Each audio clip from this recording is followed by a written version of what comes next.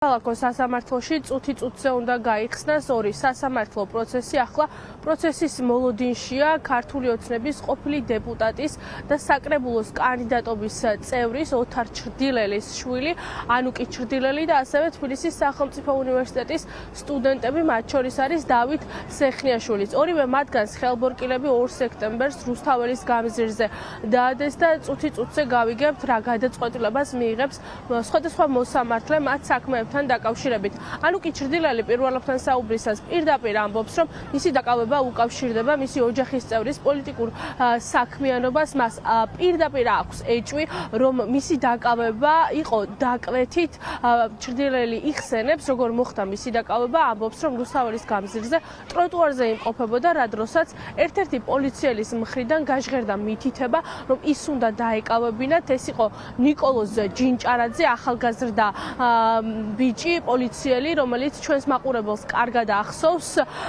ჩრდილელი ამბობს, რომ სწორედ ჯინჭარაძის დაკვეთით მოხდა მისი დაკავება. არ არსებობს მისი განმარტებით არც ერთი მტკიცებულება, სადაც დადასტურდება, რომ ის რაიმე კანონდარღვევას ჩადიოდა დედაქალაქის ცენტრალურ გამზირზე. ასევე სტუდენტები, რომლებიც სასამართლო პროცესის მოლოდინში არიან, ფიქრობენ, რომ ახლა ქართულ ოცნებას აქვს ერთადერთი მოტივი, რომ ეს პროცესი, რომელიც ყოველდღურად არის რუსთაველის გამზირზე, გაანეიტრალოს და დააშინოს ის ახალგაზრდები, ვინც უწყვეტად დგანან დედაქალაქის ცენტრალურ გამზირზე. თუმცა ახალგაზრდების ერთადერთი გზავნილი ახლა სასამართლოდან არის ის, რომ მათ არაფრის ეშინიათ და თუ პირდაპირ ამბობენ, რომ თუ იქნება ადმინისტრაციული წესით დაკავება და ისინი იზოლატორებში რამდენიმე კვირას გაატარებენ, როდესაც იქიდან გამოვლენ, კვლავ გააგრძელებენ იმ პროტესტს, რომელიც ცენტრალურ გამზირზე მიმდინარეობს.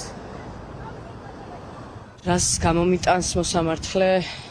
ალბათ ლელა არ ვიცი ჯერჯერობით. მოლოდინებიც არ მაქვს, იმიტომ რომ რაღაცა სამართლიან სასამართლოს რეჟიმში რო ვიყოთ, მექნებოდა რაღაც მოლოდინები, იმიტომ რომ მე არც ჯარი მაქვს და ჯერჯერობით არც სასამართლოსთან შემხებლობა არ მქონია და ამიტომ იდეაში სიტყვიერ გაფრთხილებას ვიმსახურებ, ეგრე იყო წინა პრაქტიკების შემთხვევაში ესეთ кейსებზე, მაგრამ ეხლა რა სიზამენ არ ვიცი. ჩემზე მოხდა თითით მითითება, ეს ის არის და დააკავეთ და შესაბამისად ამიყვანეს, იმიტომ რომ რეალურად ვიდექი ტროტუარზე და ვიძახდი რატო აკავებთ ამ ბავშვებს და ხა ამის გამო თუ ადამიანს იჭერენ, რა ვიცი. დარწმუნებული ვარ, რომ შინაგან საქმეთა სამინისტრო მოითხოვს პატიმრობას და დამოკიდებული ვიქნებით მოსამართლის გადაწყვეტილებაზე, რომელიც დარწმუნებული ვარ არ გაგომართლებს და რა თქმა უნდა, ან ჯარიმა იქნება, ან დაკავება, ყველაფერთვის ვზად ვართ, იმიტომ რომ ვართ ბრძოლაში და ამ ბრძოლას ერთადერთი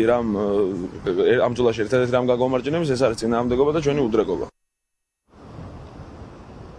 სავარაუდოდ რამდენიმე წუთში უკვე ცნობილი გახდება, აქტივისტებს გაუშვებენ რამდენიმე კვირიან პატიმრობაში, თუ მათ წინააღმდეგ გამოყენებული იქნება ჯარიმა. ასევე 2 საათზე სხვადასხვა სამოქალაქო აქტივისტის სასამართლო პროცესია ჩანიშნული. დღეს მთელი დღის განმავლობაში 2 სექტემბერს რუსთაველის გამზირზე დაკავებული ახალგაზრდების საქმეებთან დაკავშირებით იმსჯელებენ სხვადასხვა მოსამართლეები.